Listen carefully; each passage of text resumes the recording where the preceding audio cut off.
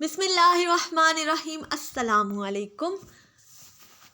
Pakistan penal code में आज हमारा जो टॉपिक हमने डिस्कस करना है वो है common intention and common object. Relevant law common intention जिसको डील करता है section 34 of the Pakistan penal code deal करता है कॉमन इंटेंशन को, और कॉमन ऑब्जेक्ट को डील करता है section 149 of the Pakistan penal code. ठीक है, अब इसकी डेफिनेशन देख लेते हैं कॉमन इंटेंशन की। ठीक है, ये सेक्शन 34 में कॉमन इंटेंशन की डेफिनेशन प्रोवाइड की गई है।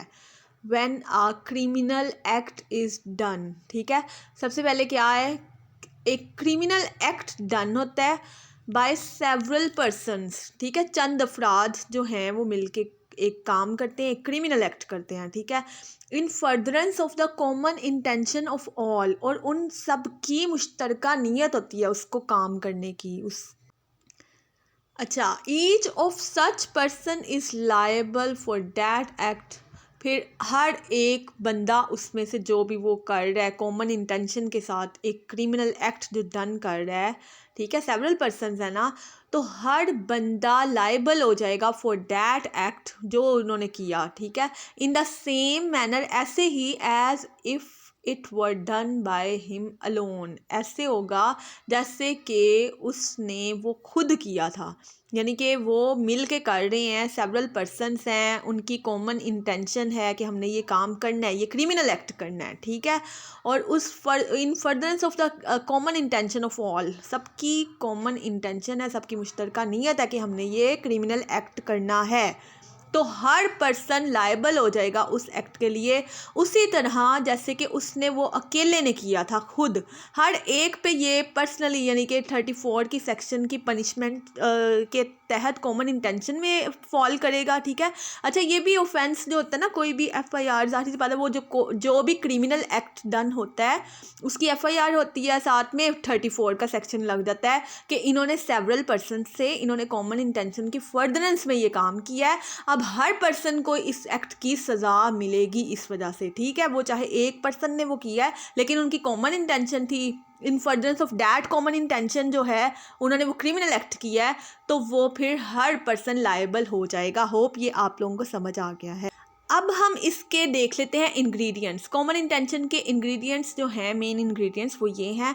क्रिमिनल एक्ट है, ठीक है, एक क्रिमिनल एक्ट हो और वो डन बाय सेवरल पर्सन्स, ठीक है, चंद अफराद करते हैं इन फर्दरेंस ऑफ कॉमन इंटेंशन, और वो फिर कॉमन इंटेंशन उनकी होती है, मुश्तरका नीयत होती है, उसकी फर्दरेंस में वो जाके वो जो है काम करते हैं, क्रिमिनल एक्ट कर देते हैं। ठीक है, अब कॉमन ऑब्जेक्ट क्या है, ये section 149 of the Pakistan penal code provide करता है इसकी डेफिनेशन है if an offence is committed. इसमें और जो कॉमन इंटेंशन है उसमें सबसे पहला फ़र्क तो ये आ गया, उससे उधर वर्ड यूज़ हुए हैं क्रिमिनल एक्ट और इधर वर्ड यूज़ हुआ है ऑफेंस। ऑफेंस की definition section 40 of Pakistan penal code provide करता है कि offence is a thing which is made punishable by Pakistan penal code, यानी कि पाकिस्तान पिनल कोड में जो ऑफेंसेस, सारी सी बात है, ये आपको पता ही है, ऑफेंस बुक है, इसमें पनिशमेंट्स प्रोवाइडेड हैं, तो जो भी चीज़ इस पाकिस्तान पिनल कोड में लिख दी है उसकी पहली डेफिनेशन और फिर बाद में उसकी पनिशमेंट दे दी है, तो वो ऑफेंस है। ठीक है, अब एक ऑफेंस करता है, अब कौन करता है, by any member of an unlawful assembly. It is very important, unlawful assembly, इस पे मैं एम्फोसिस करना चाह रही हूँ कि अनलॉफुल असेंबली है, उसका कोई मेंबर जो है वो कोई ऑफेंस कमिट कर देता है, ये सेक्शन 149 में जो है तब फॉल करेगा कि एक अनलॉफुल असेंबली है। सबसे पहले तो अनलॉफुल असेंबली को समझना होगा जो कि सेक्शन 141 में प्रोवाइडेड है कि अनलॉफुल असेंबली क्या है, कि असेंबल हो जाते हैं for unlawful purposes. Unlawful purposes भी उन्होंने बताए हुए हैं, 5 अनलॉफुल पर्पजेज़ बताए हुए हैं। अगर उन पर्पजेज़ के लिए वो असेंबल होते हैं और ये 5 पर्सन्स एटलीस्ट होंगे, ठीक है, 5 और मोर पर्सन्स मिल के अनलॉफुल असेंबली बनाते हैं। तो अब देखें, ये साथ साथ हम लोग थोड़ा देख रहे हैं, कॉमन इंटेंशन में थे सेवरल पर्सन्स, वहाँ पर कोई रिस्ट्रिक्शन नहीं थी, वहाँ पर एक से ज़्यादा पर्सन बस होना चाहिए था, ठीक है। 2 पर्सन में भी कॉमन इंटेंशन लग सकती है, 3 पे भी, 4 पे भी। अब जब वो 5 पर्सन्स होंगे और उनके वो ऑब्जेक्ट होंगे, ठीक है, वो हो जाएगी अनलॉफुल असेंबली। अगर वो उन ऑब्जेक्ट्स में फॉल करते हैं, वो 5 ऑब्जेक्ट्स जो कि बताए हुए हैं सेक्शन 141, वो हम लोग इंशाल्लाह नेक्स्ट लेक्चर में वो भी डिटेल से पढ़ लेंगे अनलॉफुल असेंबली के। अभी के लिए आप लोग ये याद रखो कि अनलॉफुल असेंबली है, उसका कोई मेंबर है, उसने ऑफेंस कमिट कर दिया है। अब कैसे ऑफेंस कमिट किया? In prosecution of the common object of that assembly. उस असेंबली का वो कॉमन ऑब्जेक्ट था। अब मैंने पढ़ा है ना बार बार कि ऑब्जेक्ट्स उनके वो जो है 5 में से कोई भी ऑब्जेक्ट हो तो वो अनलॉफुल असेंबली में फॉल करता है, ठीक है।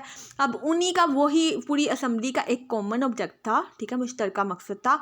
उसके प्रोसिक्यूशन में उन्होंने उसके किसी भी मेंबर ने, किसी एक मेंबर ने भी कोई ऑफेंस कमिट कर दिया है अगर, और सच, या फिर ऐसा है कि such as the members of that assembly knew to be likely to be committed, या तो वो किसी मेंबर ने कर दिया वो ऑफेंस कमिट उस अनलॉफुल असेंबली के कॉमन ऑब्जेक्ट के तहत, ठीक है, वो कर दिया, या फिर वो मेंबर सारे जानते थे कि ये हो सकता है, लाइकली टू बी कमिटेड, ठीक है, ये ऑफेंस जो है वो कमिट हो सकता है इन प्रोसिक्यूशन ऑफ दैट ऑब्जेक्ट, जो उन्होंने कॉमन मकसद बना लिया है, जिसके लिए वो असेंबल हुए हैं, जिसके लिए वो उन्होंने असेंबली बना लिया, उस कॉमन ऑब्जेक्ट को पूरा करने के लिए उनको ये नॉलेज था कि वो ये वाला ऑफेंस हो सकता है।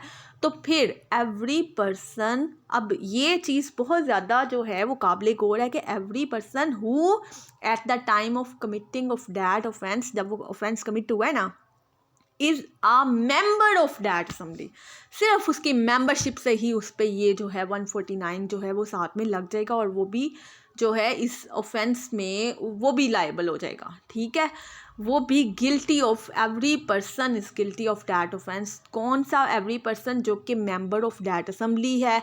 कब मेंबर है? जब वो जिस टाइम ऑफेंस कमिट हुआ है उसकी। अब इसको हम लोग इन डिटेल इसका आगे भी डिफरेंस देख लेते हैं, ठीक है। ये हम लोगों ने इसकी डेफिनेशंस पढ़ ली हैं।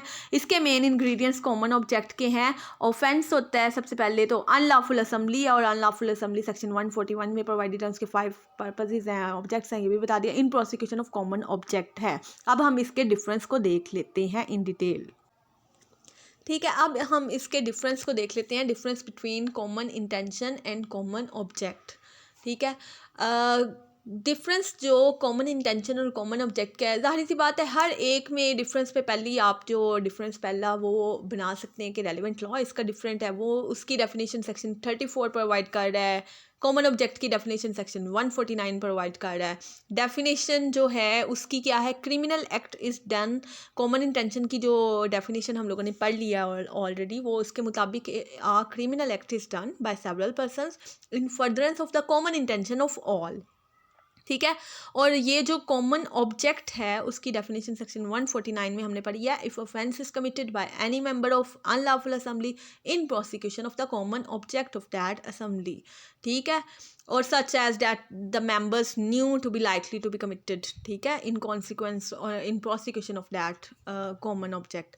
ये हम लोगों ने उसकी डेफिनेशंस भी पढ़ लिया, उसका रेलिवेंट लॉ भी ऑलरेडी देख लिया। अब हम देख लेते हैं नंबर ऑफ पर्सन्स, जो कि मैंने ऑलरेडी बता दिया है कि यहाँ पर सेक्शन 34 में कॉमन इंटेंशन में there must be more than 1 person, एक से ज़्यादा बस पर्सन होना चाहिए, उस पर एप्लीकेबल हो सकता है सेक्शन 34। अब यहाँ पर कॉमन ऑब्जेक्ट में देयर मस्ट बी 5 और मोर पर्सनस, ठीक है, 5 पर्सनस होंगे तो अनलॉफुल असेंबली बनेगी। Unlawful assembly is the very important और main ingredient of common object, ये याद रखना है। आगे है मीटिंग ऑफ माइंड।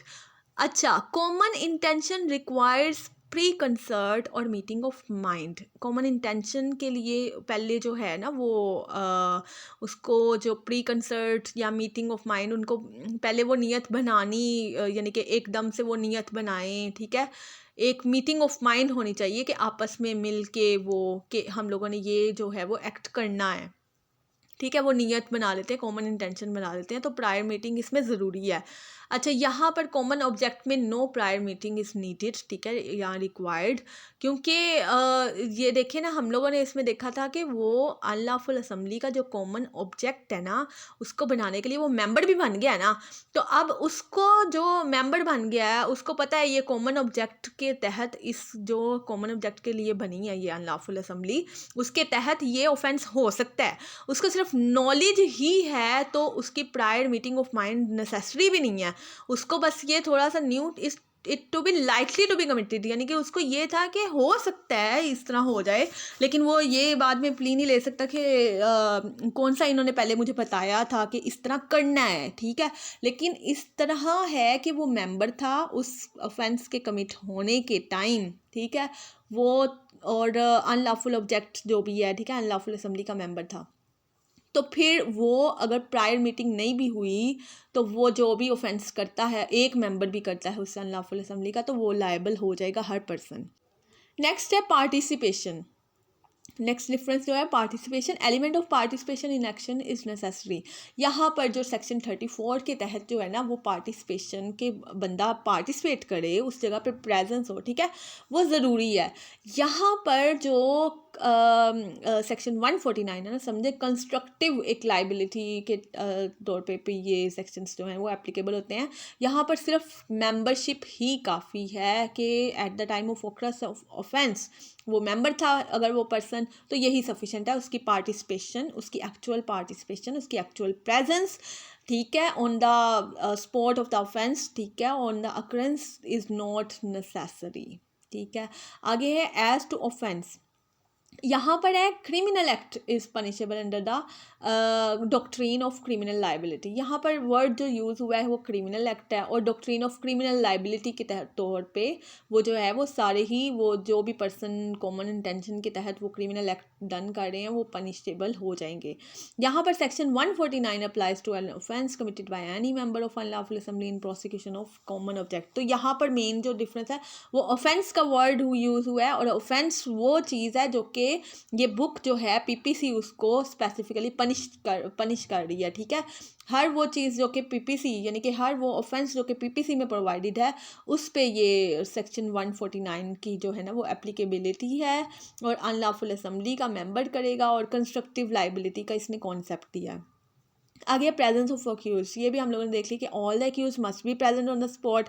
यहाँ पर जो है ना ठीक है, वो सेक्शन 34 की बात हो रही थी कि वहाँ पर हर एक को प्रेजेंट भी होना ज़रूरी है, पार्टिसिपेट करना भी ज़रूरी है। यहाँ पर सेक्शन 149 के तहत एक्टिव प्रेजेंस या active participation is not necessary, ठीक है, ऑन द स्पॉट। आगे है development, common intention can be developed even at the spur of moment, ये मैंने आपको बता दिया, बस उसकी प्री कंसर्ट चाहिए, थोड़े से उनको मीटिंग ऑफ माइंड चाहिए, वो थोड़ा सा आपस में कर लेते हैं कि अच्छा यार ये मतलब इसको कर देना है, तो वो कॉमन इंटेंशन उस स्पर ऑफ मोमेंट पे भी बन सकती है। कॉमन ऑब्जेक्ट इस तरह डेवलप नहीं हो सकता, क्यों? क्योंकि वो अनलॉफुल असेंबली होगी, अनलॉफुल असेंबली के 5 ऑब्जेक्ट्स होंगे, और उसके वो सारा बनेंगे, तो तभी जाके common object at the spare of moment तो बन नहीं सकता, जाहिर सी बात है, ठीक है। वो पर्सन्स होंगे, 5 पर्सन्स होंगे, उनकी कॉमन ऑब्जेक्ट होगा, वो अनलॉफुल असेंबली की डेफिनेशन में फॉल करेंगे, और फिर जाके वो जो है जो भी एनी मेंबर करता है, तो वो unlawful assembly at the spur of moment पे वो इस तरह बनाएं, या ठीक है, ये at the spur of moment जो है वो नहीं डेवलप हो सकता सेक्शन 149, क्योंकि इसमें जो है, अच्छा आगे देख लेते हैं। As to act done, section 34 applies where the common intention is to do an act which was done, ठीक है, जो उसी चीज़ की इंटेंशन थी जो कि एक्ट डन हो गया है, उनकी सबकी नीयत वही थी, ये नहीं कि वो जो है उस एक की नीयत कॉमन इंटेंशन नहीं थी, वो इंटेंशन ही नहीं थी तो वो फॉल नहीं करेगा, सबकी नीयत वही थी, उस काम के ही करने की थी, उस क्रिमिनल एक्ट के करने की थी। यहाँ पर section 149 apply if there was no common intention, चाहे उनकी मुश्तरका नीयत नहीं थी उस काम करने के लिए, लेकिन वो हुआ कैसे, but it was done in furtherance of the common object of that assembly. क्यों? क्योंकि यहाँ पर अनलॉफुल असेंबली उन्होंने बना दी। अनलॉफुल असेंबली के ऑब्जेक्ट्स जो हैं वो स्पेसिफाइड हैं, ठीक है, 5 ऑब्जेक्ट्स के लिए। अब उसके फर्दरेंस में कोई भी अगर होता है ऑफेंस तो वो जो है इसमें फॉल कर जाएगा सेक्शन 149 में। अगर कॉमन इंटेंशन बेशक उनकी नहीं भी थी, वो सिर्फ उसको पता था कि लाइकली टू बी डन, यानी कि लाइकली टू बी कमिटेड है, ये ऑफेंस हो सकता है इसके तहत, ये जो कॉमन ऑब्जेक्ट इन्होंने बना लिया, तो तब भी वो एप्लीकेबल हो जाएगा। तो ये शॉर्ट सा लेक्चर कॉमन इंटेंशन और कॉमन ऑब्जेक्ट के पे था। उसकी डिफरेंस, उसका हमने रेलिवेंट लॉ भी देख लिया, डेफिनेशन भी देख लिया और डिफरेंस भी देख लिया। Hope you like it. Thank you so much. अल्लाह ताला हम सबको कामयाब करे। अल्लाह हाफिज़। आमीन।